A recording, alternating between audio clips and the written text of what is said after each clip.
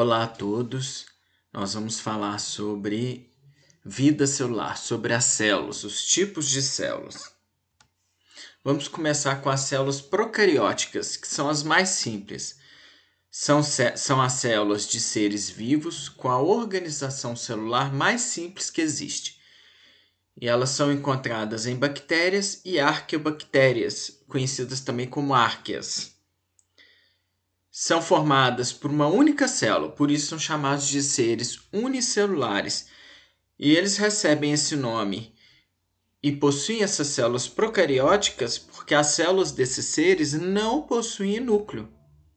Não tem um núcleo que vai englobar o DNA, as informações da célula. Então, esse DNA é espalhado dentro do organismo da bactéria, por exemplo. As células procarióticas, eu coloquei a imagem de uma aqui, de uma bactéria, por exemplo.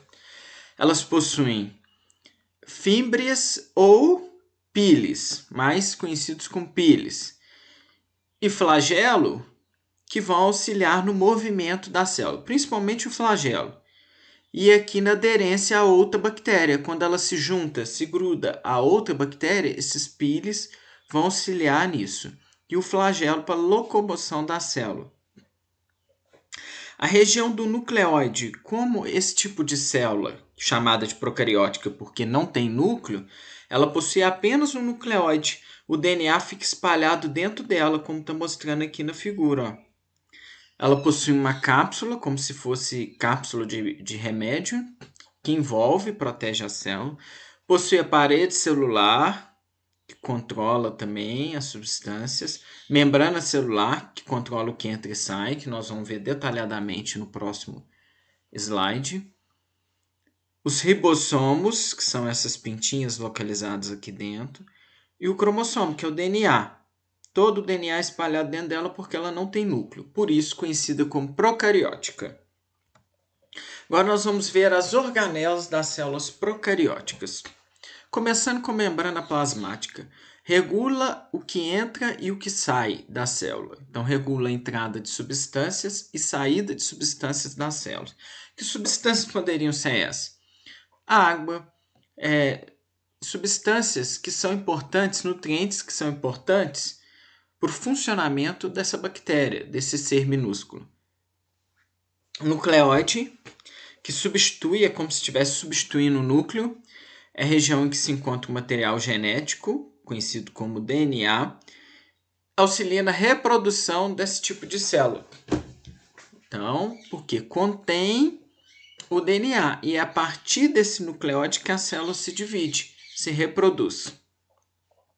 O citoplasma, que é muito comum nas outras células também, tem praticamente a mesma função das outras células que nós vamos ver, são substâncias gelatinosas. É uma substância gelatinosa que tem basicamente a composição de água e proteínas, que auxilia no movimento das organelas dentro da célula. Então, facilita as organelas se movimentarem dentro da célula. Que organelas são essas? Essas citadas. Nucleóide, DNA. Substâncias que são compostas, que estão localizadas dentro da célula, o citoplasma auxilia no movimento delas. Os ribossomos, responsável pela produção de proteína. Como nós vimos na imagem anterior, os ribossomos são essas pintinhas aqui dentro da célula. Então, ele é responsável pela produção de proteínas, para manter a célula funcionando. A parede celular que dá forma à bactéria, ela contorna todo o nucleóide, ela contorna todo o organismo do ser. Então, é ela que vai dar a forma ao ser, a bactéria, no caso, o arqueobactério. E a cápsula que envolve a parede celular, que protege essa parede celular. Então, a parede celular envolve o nucleóide e a cápsula envolve a parede celular, como está mostrando aqui na imagem novamente anterior. Parede celular, cápsula e nucleóide. Ok? E além de envolver a parede celular, protege a célula. Então, auxilia na proteção da célula. Células eucarióticas. são células dos seres vivos mais complexos, como animais e vegetais. Então, são as mais encontradas em maior variedade, porque estão presentes em seres mais complexos, em seres que têm maior quantidade e variedade de organelas nessas células.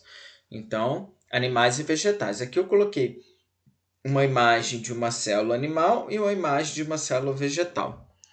E esse nome é dado devido à função, ao que ela contém. Então, elas são chamadas células eucarióticas porque possuem núcleo.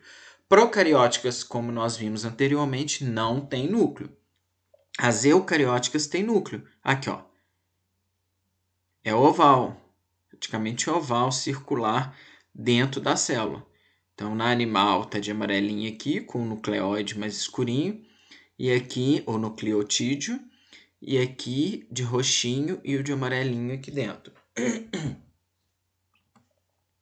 Vamos ver as organelas das células eucarióticas, começando com o animal. Nós temos o núcleo.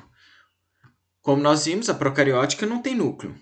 Então, é o núcleo que contém o DNA. Ele é responsável pela reprodução da célula.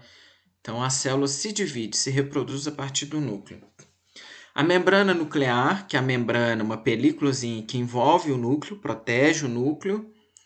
O retículo endoplasmático existe liso e rugoso, né? Quer dizer, não liso.